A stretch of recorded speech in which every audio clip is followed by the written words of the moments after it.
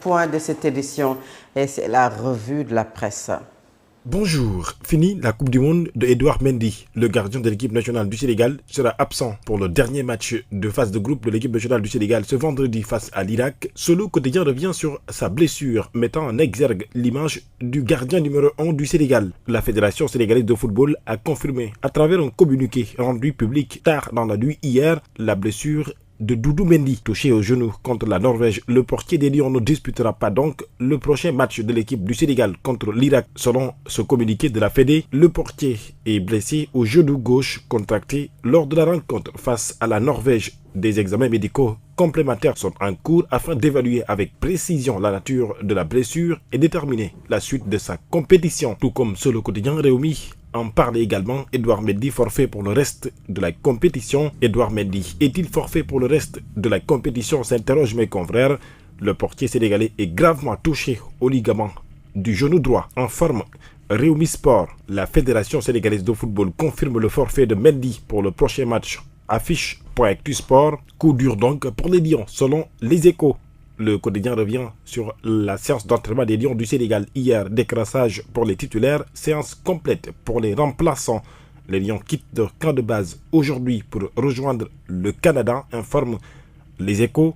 Record faisant un bilan de l'équipe nationale du Sénégal aux États-Unis. 4 matchs, 3 défaites et un match nul. Quand on cumule les 2 matchs amicaux face aux États-Unis et face à l'Arabie Saoudite, ajoutés aux 2 premiers matchs de l'équipe du Sénégal, d'abord face à la France et face à la Norvège. Le rêve américain vire au cauchemar. Titre le quotidien Record, un premier succès espéré peut-être vendredi contre l'Irak au Canada. En tout cas, les Lions promettent un vendredi sans, même s'ils sont au bord de l'élimination après 2 défaites. Pour Sadio Mané, il faut se remobiliser. Et pour Pape Thiaw, trop tôt pour parler d'échec, Idrissa Gana Gueye de dire que rien n'est encore fini. Les Lions et leur coach refusent d'abdiquer. Renchérit Vox Populi, pour eux, il y a toujours des chances à jouer et ils vont aller jusqu'au bout. Le quotidien L'Observateur de revenir également sur l'équipe nationale du Sénégal de football parlant des mots profonds d'une tanière sans repère, absence déconcertante de coordination, animation défensive défaillante, changement de rythme inexistant, erreur individuelle à l'appel et des milieux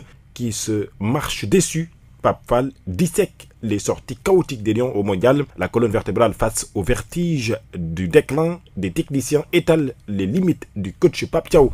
Dans les colonnes du journal du groupe GFM, Wolf Quotidien parla également donc de la gestion de la Coupe du Monde du Sénégal. Les gros ratés de la Fédé. Titre, mes confrères, comment l'équipe de Abdoulaye Fall a reconduit les Lions au bord du gouffre. Pape Thiaw aujourd'hui est-il pris en otage par ses cadres? En tout cas, selon mes confrères, la tanière est infestée par les influenceurs. En tout état de cause, les Lions du Sénégal sont en partance pour Toronto dès aujourd'hui pour mieux aborder le match face à l'Irak le vendredi. Réumi Quotidien revient sur la dissolution de l'Assemblée nationale avec surtout Maître Abdoulaye Tine, un pari risqué pour Bassirou Diomaye Diakhar Faye. Pour l'instant, on est loin de ce scénario, a-t-il laissé entendre, mais c'est une possibilité juridique, a révélé celui chargé de la communication de la présidence. Le même quotidien Réumi revient également sur l'effondrement de l'immeuble à Saint-Louis, une chaîne de solidarité autour des familles touchées. En forme Réumi, le quotidien national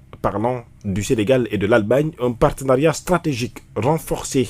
Au dernier jour de visite officielle en Allemagne, le chef de l'État Bassirou Diomaye Faye s'est entretenu avec le chancelier Friedrich Merz et le président fédéral Frank-Walter Steinmeier. D'importants accords ont été signés entre le Sénégal et l'Allemagne. C'est tout pour vous quotidiens. Merci et très bonne lecture. Merci beaucoup Alamine Senghor. C'est la fin également de ce journal de 7 heures. Je serai en compagnie d'Elhadji Mansour Diop et de Alamine Senghor dans la deuxième partie de votre matinale. Restez scotchés sur Solo Média, la force d'un groupe, la clarté d'une vision. À tout de suite.